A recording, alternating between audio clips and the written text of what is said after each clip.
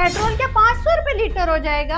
अगर जंग चलती रही तो 1000 रुपए तक भी पहुंच सकती है। वो कैसे? वो ऐसे कि इस टाइम दुनिया में जो ग्लोबल टेंशन और जंगी सूरत बढ़ रही है, इसका सबसे पहला असर ऑयल प्राइसेस पे पड़ता है। जब आलमी सतह पर जंग या कशीदगी बढ़ती है तो इससे सप्लाई चेन मुतासर होती है और ग्लोबल मार्केट में कीमतें बढ़ जाती है। यही वजह है कि जंगें सिर्फ सरहदों पर नहीं लड़ी जाती, बल्कि इसका असर ग्लोबल इकोनॉमी पे भी होता है। पाकिस्तान में जब भी पेट्रोल की प्राइसेस बढ़ती है तो सबसे पहला सवाल यही आता है कि ये बार बार क्यों बढ़ाई जाती है। अभी भी जब पेट्रोल की कीमत बढ़ी है तो लोग यही सोच रहे हैं कि ये सारी चीजें सिर्फ अभी हुई हैं, लेकिन ऐसा नहीं है। इससे पहले की हुकूमतें भी ऐसा करती रही हैं। हकीकत यह है कि पाकिस्तान में हर हुकूमत के दौर में पेट्रोलियम प्राइसेस इंक्रीज हुई हैं, क्योंकि पाकिस्तान अपनी जरूरत का ज्यादातर तेल इंपोर्ट करता है। जब इंटरनेशनल ऑयल मार्केट में कीमतें बढ़ती हैं तो उसका असर पाकिस्तान पर भी पड़ता है। दूसरी बड़ी वजह टैक्सेस और पेट्रोलियम लेवे हैं, जो हुकूमतें पेट्रोल पर लगाती हैं। अक्सर हुकूमतें बजट डेफिसिट पूरा करने के लिए पेट्रोलियम की कीमत बढ़ा देती हैं और इसका सारा बोझ बराह रास्त आवाम पर पड़ता है, क्योंकि जब पेट्रोल एक्सपेंसिव होता है तो सिर्फ गाड़ी चलाना महंगा नहीं होता, बल्कि फूड, ट्रांसपोर्ट कॉस्ट, इलेक्ट्रिसिटी